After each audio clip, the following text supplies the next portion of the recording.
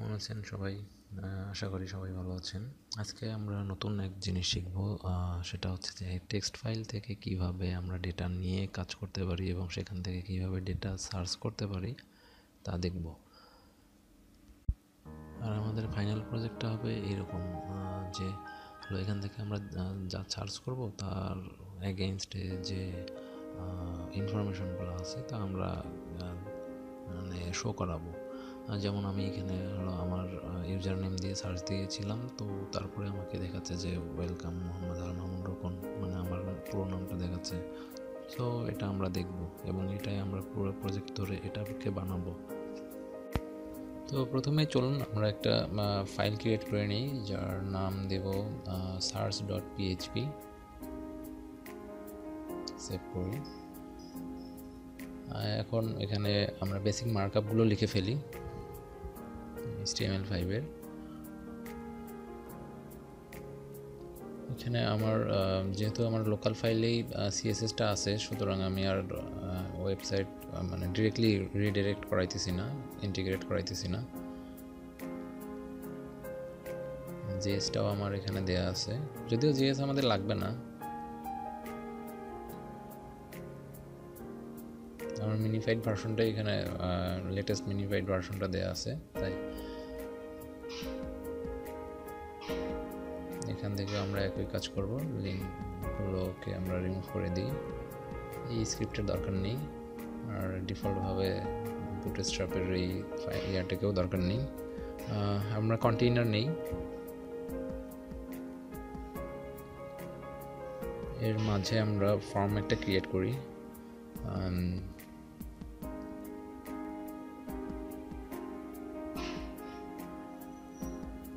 ফর্মের অ্যাকশন আমরা যেহেতু এই পেজেই দিব, এই পেজে কোডগুলো লিখবো, তাহলে সেজন্য এই পেজেরই লিঙ্কটা দিলাম।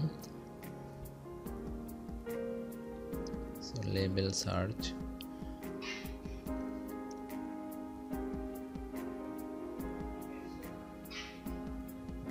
ফর দি সার্চ, যাতে এখানে স্ক্রিন অনলি দেয়া আছে, সো এই লেখাটা আমাদেরকে শো করবে না, শুধু আমাদেরকে ফর্মটাই দেখাবে।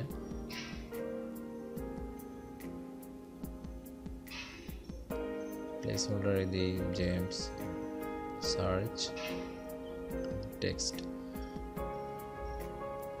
নেম দিই সার্চ। সাবমিট বাটনের কালারটা চেঞ্জ করে দিই, যাতে মানে ক্লাসটা চেঞ্জ করে দিলাম যাতে কালারটা চেঞ্জ হয় আর কি। বাটনে ভ্যালুটা যাতে সার্চ শো করে। চলুন দেখি ফর্মের কি অবস্থা। রিফ্রেশ দিই, এই হলো আমাদের ফর্ম চলে আসছে। আমরা এখান থেকে সার্চ করব।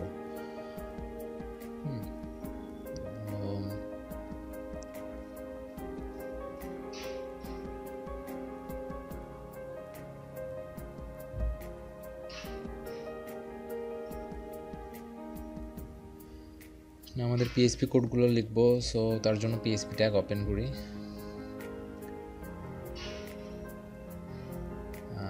তার আগে হলো আমরা একটা ফাইল ক্রিয়েট করি যেখান থেকে আমরা ডেটাগুলোকে শো করাবো। যেমন এইরকম থাকবে যে প্রথমে নেম থাকলো, তারপরে একটা ইমেল অ্যাড্রেস থাকলো, এবং তারপরে ফুল নেমটা থাকলো।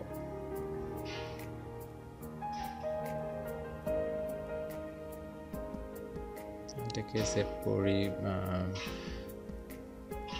search.text নামে।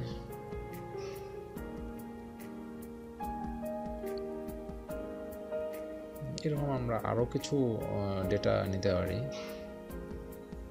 সো ধরুন যে রহিম নামে একজন কেউ আছে এবং তার ডেটাগুলো এখানে আছে। সো রহিম, তারপরে রহিম@gmail.com, দেন মোহাম্মদ রহিম তার পুরো নাম। ইমেল অ্যাড্রেসটা যে সেটাই আসলে সেটা না, আমরা জাস্ট দিলাম। তো এখন আমরা এখানে ওই ফাইলটার ডেটাগুলোকে নিয়ে কাজ করব search.txt। তো তার জন্য একটা ভেরিয়েবল ক্রিয়েট করি যে ফাইল, এবং যে ফাংশন দিয়ে কাজ করব সেটা হচ্ছে ফাইল। তো এর ভিতরে আমরা ওই ফাইলটার নাম দেব search.txt।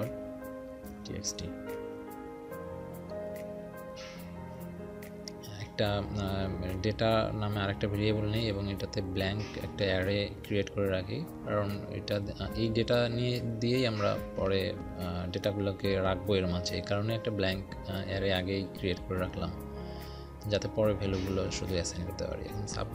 এখানে আমরা বাটনে নেম দেই নাই, আচ্ছা নেম দিই সার্চ হাইফেন আন্ডারস্কোর টিএক্সটি। তো চেক করি যে আমাদের যদি সাবমিট হয় তাহলেই সেটা কাজ করবে। সো আমাদের যেহেতু মেথড পোস্ট ছিল তাই পোস্ট দেওয়া হলো।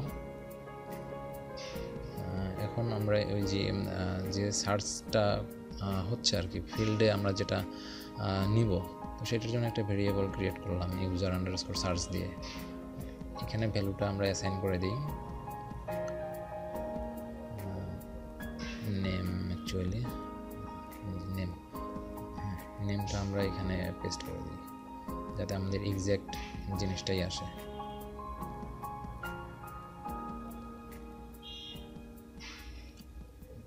এই তো হয়ে গেল আমাদের ইনফরমেশন কালেক্ট করা। এখন একটা লুপ চালাই, ফর লুপ দিয়ে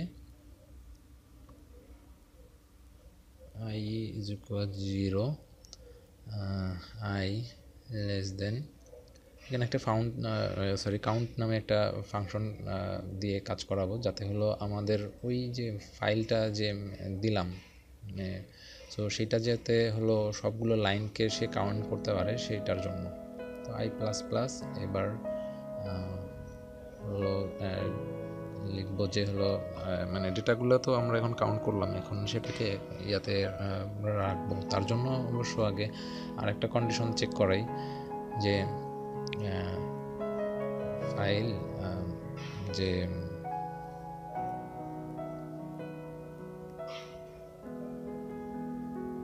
মানে ওর লাইন যে $i দিয়ে আমি বুঝাইতেছি যে মানে প্রতিটা লাইনে যাবে, যেহেতু আইটা ইনক্রিমেন্ট হইতেছে আর আমরা ওখানে ওর লাইনগুলোকে কাউন্ট করালাম, সো সুতরাং আমরা এক এক করে যাব। তো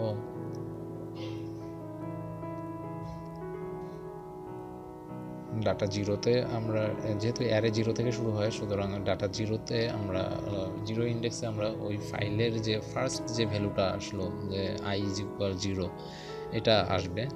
এখন কপি করে পেস্ট করি, যেহেতু আমাদের তিনটা ছিল ওই টেক্সট ফাইলে, তিনটা লাইন ছিল তাই আমরা তিনটা নিলাম। এখন এখানে দেখুন, এখানে i এর সাথে অবশ্যই +1 করে দেবো, পরেরটাতে 2, যাতে হলো একটা একটা করে লাইন যায়। এই যে যেমন হলো রোকন, তারপরে 1 দিলে হলো পরেরটা আসবে ইমেল অ্যাড্রেসটা, আর 2 দিলে ওই তৃতীয়টা আসবে। তো আগে এখন এই আমাদের ভ্যালুটা যাতে এক্স্যাক্ট ভ্যালু হয়, যেমন ওই যে ওখানে যে রোকন নামটা ছিল সেটা যেন একদম এক্স্যাক্টলি ওই রোকনটাই হয়, যাতে ইমেল অ্যাড্রেসের রোকন না হয়, সেটা কিন্তু অবশ্যই খেয়াল রাখতে হবে। এই জন্য আমরা 3টা ইকুয়াল দিলাম যাতে সেম ভ্যালু হয়। আর এটাকে ট্রিম করে নিচ্ছি যাতে এর মাঝে কোনো ইয়া না থাকে, ব্রেক দিয়ে এখানে এসে আমরা আউটপুটটা দেখাবো যে যদি আমাদের ম্যাচ করে তাহলে আমাদেরকে সে কী দিবে। তো দেখি যদি $ডাটা মানে ওই ডাটাটা যদি হলো সেট হয় তাহলে আমাদেরকে একটা সে আউটপুট দিবে। তার তো আমরা চাই যে ইউজারটা মানে যাকে দিয়ে সার্চ করাচ্ছি তার ফুল নেমটা আমাদেরকে সে শো করবে। তো ইকো করাই $, মানে আমরা সেশন অ্যাকচুয়ালি নিয়ে কাজটা করব। So $_session user name is equal, আমাদের এখানে হবে ওই যে মানে আমরা তৃতীয়টা যেহেতু দেখাবো সুতরাং আমরা এখানে কি দিব, যে 2 দিব, ডাটা 2। হ্যাঁ, ডাটা 2 দেওয়ার কারণটা অবশ্য আমি একটু পরে বলতেছি কেন এটা হলো ইউজার নেমে হলো দিলাম। তো এর জন্য সেশন আগে স্টার্ট করে নিই, সেশন স্টার্ট। এখন এটাকে আউটপুট হিসেবে দেখাই, ইকো করি ওয়েলকাম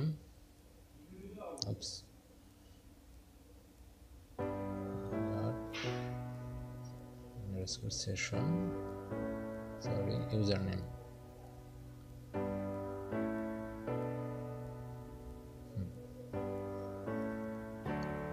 আর আমাদের ইন্ট ইফ করতে হবে, পিএইচপিটাকে শেষ করতে হবে।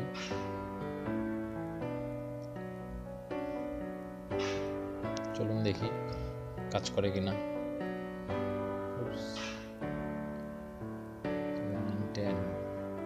unexpected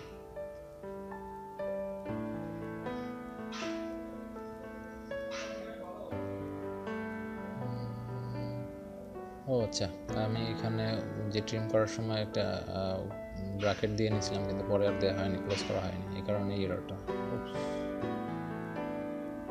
আবারও এরর।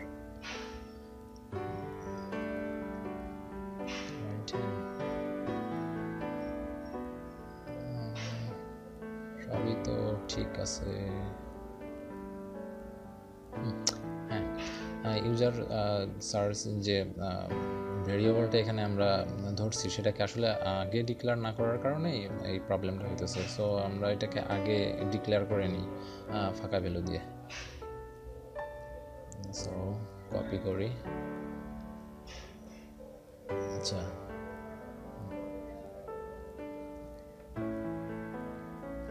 এখানে জাস্ট শুধু ফাঁকা ভ্যালু দিয়ে আগে ওটাকে ডিফাইন করে নিই। হয়ে গেছে। এখন যদি সার্চ করি যেরকম দিয়ে, দেখুন আমাদেরকে ওয়েলকাম আমার পুরো নামটা দেখাইতেছে, যে এখানে পুরো নামটা যে আছে। এই কারণে এই ডাটাটু এই কারণেই দেওয়া হয়েছে। এই যে এইখানে দেখেন যে ফাইলেতে আমরা i+2 করছিলাম, তো 0 থেকে শুরু হলে একবারে উপরের লাইন ছিল রোকন, তারপরে ইমেইল অ্যাড্রেস, তারপরে নেম। তো এই কারণেই আর কি যে ডেটা টুটা দিছি আমি। এই যে চেঞ্জ করাতে দেখেন যে হলো আমার ইমেইল অ্যাড্রেসটা এখন শো করতেছে।